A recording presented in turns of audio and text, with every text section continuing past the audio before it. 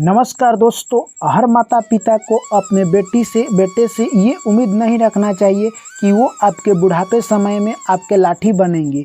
यानी दोस्तों अक्सर देखा गया है कि बुढ़ापे समय में अधिकांशतः बच्चे अपने माता पिता के साथ छोड़ देते हैं। तो दोस्तों आज की कहानी का टाइटल है कि माता पिता बुढ़ारी समय में अपने बच्चे से ये दो उम्मीद ना रखें। दोस्तों आखिर वे दो उम्मीद कौन सा है जिसे कि हर माता पिता को अपने बच्चे से नहीं रखना चाहिए। ये कहानी दोस्तों हमें यही दर्शाएगी। इसीलिए सभी मेरे प्यारे भाई बहन और बंधुओं से मेरी हाथ जोड़कर निवेदन है कि आप लोग कहानी में अंत तक बने रहें। चलिए आप लोग की दुआ और कृपा से कहानी को हम शुरू करते हैं। जो भी मेरे प्यारे साथी भाई बहन और दर्शकगण हैं चैनल को सब्सक्राइब कर लीजिए। प्यारे दोस्तों एक गांव था जिस गांव में एक औरत रहा करती थी। औरत का पति यानी कहे तो कुछ साल पहले इस दुनिया को छोड़कर चल बसा था। वो औरत काफ़ी मेहनती थी। उसका एक छोटा सा लड़का था, उसी के लिए वो दिन रात मेहनत किया करती थी। यानी कहे तो आसपास के गांव में जाती, घरों में लोगों के बर्तन मांजती और उससे जो भी पैसा मिलता उसी से अपना दिनचर्या गुजारती थी। दोस्तों धीरे धीरे समय बीतता गया और लड़का थोड़ा सा बड़ा हो गया, यानी 5 साल का हो गया। अब लड़का का वो नाम पढ़ाने के लिए एडमिशन करा देती है। दोस्तों अब वो घर में जो बर्तन मांजती है जिससे पैसा मिलता है उससे वो लड़का पढ़ नहीं पाता है। तो उसकी माँ बोलती है कि मैं अब 10 घर में नहीं 20 घर में बर्तन मांजूंगी, जिससे कि कुछ पैसा ज़्यादा मिलेगा और तुम्हारी पढ़ाई पूरी हो जाएगी। दोस्तों वो औरत काफ़ी मेहनत करती थी। ऐसे ही धीरे धीरे दिन बीतते गए। अब लड़का 10 साल का हो गया और पढ़ाई का खर्चा बढ़ते गया। वो औरत ने निर्णय लिया कि मैं अब 50 घरों में बर्तन मांजूंगी। दोस्तों अब उसको 1 मिनट का भी फुर्सत नहीं मिलता। वो दिन रात बर्तन ही मांजती रहती और पैसा इकट्ठा करती रहती। ऐसे में लड़का की पढ़ाई धीरे धीरे पूरा हो जाता है। अब लड़का पढ़ लिख कर इंजीनियर बन गया। माँ की खुशी का ठिकाना नहीं रहा। दोस्तों माँ ने भगवान को शुक्र अदा करने लगी और कहने लगी कि हे भगवान आज तुमने मेरी यादें सुन ली है। तभी दोस्तों उसको याद आता है कि मेरा लड़का तो अब पढ़ लिख कर इंजीनियर बन गया है, अब मुझे लोगों के घर में काम करने की कोई ज़रूरत नहीं है। तभी उसका लड़का बोलता है कि हे माँ तू कुछ दिन और लोगों के घर में काम कर, तब तक हम लोगों की गरीबी दूर हो जाएगी और हम लोग यहाँ से दूसरे जगह शिफ्ट हो जाएंगे और वहीं से अपना ज़िंदगी काफ़ी खुशी खुशी जिएंगे। दोस्तों लड़का अपनी माँ को समझा बुझा कर कहता है कि मैं एक जॉब के लिए विदेश जा रहा हूँ, वहीं पर बहुत सारा पैसा कमाऊँगा और फिर आऊँगा तो तुम्हें लेकर चलूँगा और हम लोग अपनी ज़िंदगी अच्छी से बिताएंगे। माँ कहती है ठीक है जा बेटे तू अच्छी तरह से कमाना और मैं यहीं पर कुछ काम कर कर अपना जीवन बिताऊंगी। दोस्तों लड़का यानी कहे तो अमेरिका चला जाता है कमाने के लिए और वहीं पर काम करने लगता है क्योंकि लड़का इंजीनियर था। ऐसे में दोस्तों धीरे धीरे वो काम करता रहा। एक दिन की बात है, एक लड़की से उसे प्यार हो जाता है और वो लड़की से शादी कर लेता है।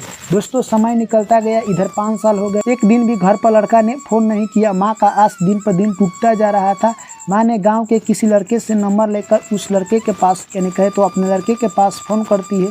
जैसे ही उसका लड़का फ़ोन उठाता है बताता है हे माँ मुझे काम से टाइम ही नहीं मिलता है, इसलिए मैं तुम्हारे पास फ़ोन नहीं कर पाता हूँ। तभी माँ का कलेजा छली हो जाता है और माँ कहती है कि मैंने तुम्हें इतना मेहनत से पढ़ाया है, तुम्हारे पास इतना टाइम नहीं मिलता है कि 2 वक्त तुम मुझसे टाइम निकाल कर फ़ोन पर बात कर लो।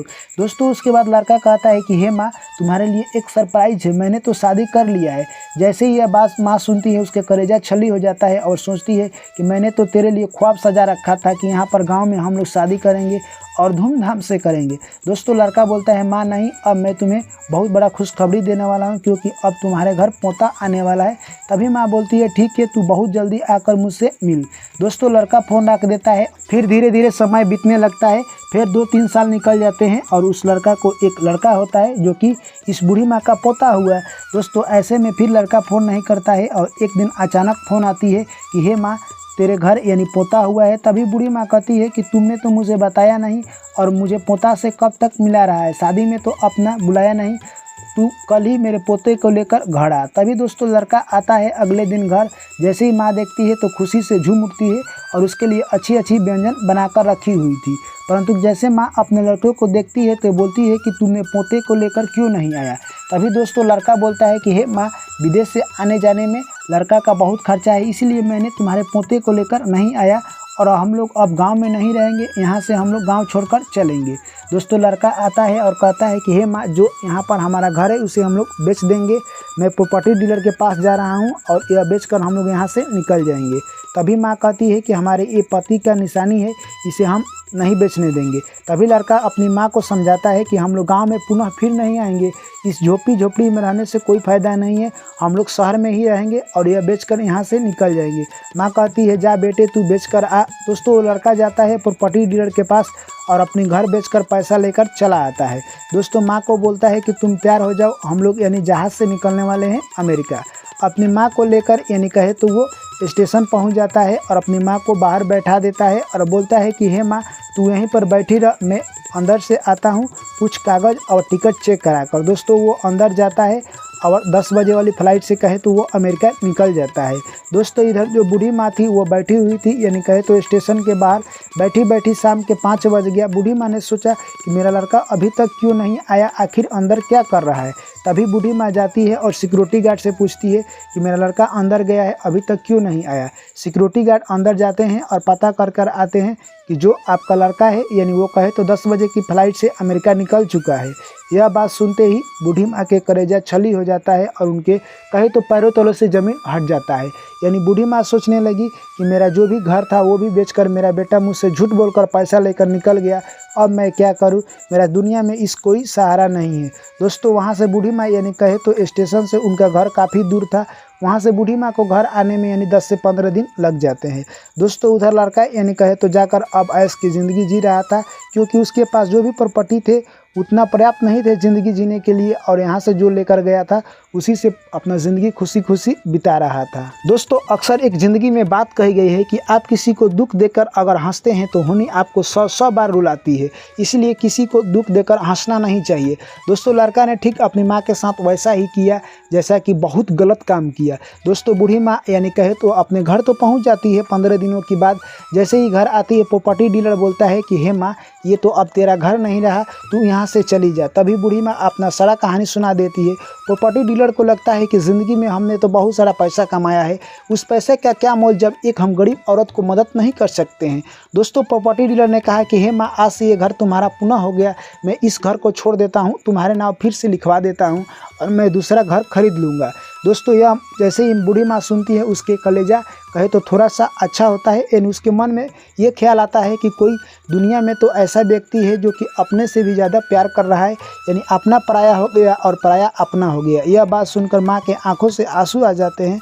प्रॉपर्टी डीलर बोलता है कि हे माँ तुम्हारे बेटे जैसा हर कोई नहीं है, और उसका आंसू पोंछकर बूढ़ी माँ को यहाँ से वो कहे तो प्रॉपर्टी डीलर निकल जाता है।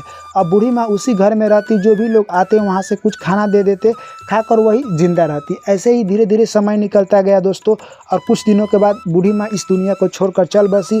गाँव के जो भी लोग थे उसका काम क्रिया कर देते हैं, और दोस्तों इसी तरह समय निकलता गया। उधर जो बूढ़ी माँ का लड़का था उसका भी लड़का हो चुका था और वो शादी कर अपनी बहू घर ला चुका था। दोस्तों एक दिन की बात है, बहू और लड़के में लड़ाई हो जाती है और जो बूढ़ी माँ का लड़का था उसको मारकर वो लोग घर से बाहर निकाल देते हैं। तभी उस लड़का को समझ आता है कि मेरी माँ गांव में है, क्यों न मैं अपनी माँ के पास जाऊं और अपनी माँ से मिलकर आऊं। दोस्तों वो गांव में आता है, जैसे ही लोगों से पूछता है कि मेरी माँ यहीं पर रहती थी, वो कहाँ चली गई। तभी सभी लोग कहते हैं कि तुम्हारी माँ आज से बहुत साल पहले इस दुनिया को छोड़ चल बसी है। दोस्तों जैसे ही यह लड़का सुनता है यह सब बात, उसके पांव तले से ज़मीन हट जाता है और वो सोचने लगता है कि काश मैं समय रहते हुए माँ से मिल लिया होता। दोस्तों वो अपने किए पर इतना अफसोस करता है जिसका जिक्र हम इस कहानी में नहीं कर सकते हैं दोस्तों, और उसको लोग यानी थूकने लगते हैं, पत्थर मारने लगते हैं कि तुमने माँ के साथ ऐसा बदसलूकी काम किया है जिसका जिक्र हम नहीं कर सकते हैं। तो दोस्तों ये कहानी हमें यही सीख देती है कि हर औलाद को अपनी माँ के प्रति और पिता के प्रति अच्छे कर्म करना चाहिए, जिनसे कि उनके माता पिता के सीने चौड़े गर्व से हो जाए। ना कि दोस्तों ऐसा नीच काम करना चाहिए कि उनके माता पिता अपने ही पुत्र पर शक करने लगे। दोस्तों ये कहानी हमें यही संकेत देती है कि अपने पुत्र से जो भी माता पिता है ये उम्मीद ना रखे कि बुढ़ारी समय में उनको ज़रूर मदद करेंगे, क्योंकि दोस्तों आजकल अक्सर देखा गया है कि बहुत सारे माता पिता को अपने पुत्र ही वृद्धा आश्रम में छोड़ आते हैं। तो दोस्तों दो उम्मीद यही है कि कभी भी अपने पुत्र से ये उम्मीद ना रखें कि बुढ़ारी समय में आपका मदद करेगा, और दूसरी बात यह है कि कभी भी आप अपने बुढ़ारी समय के लिए कुछ पैसा सेव कर रखिए, जिससे कि आपका ज़िंदगी सुगम और सुलभ हो सके। तो चलिए, कहानी कैसी लगी है कमेंट कर बताएं। वीडियो अच्छी लगी है वीडियो को लाइक करें, दोस्तों के साथ शेयर करें, चैनल को सब्सक्राइब करें। पुनः आप लोगों से मुलाकात होगी ऐसी एक न्यू कहानी में। तब तक आप लोग मुझे दीजिए इजाज़त, फिर मिलते हैं नेक्स्ट कहानी में। Thank you, take care, bye bye, जय श्री कृष्ण, राधे राधे।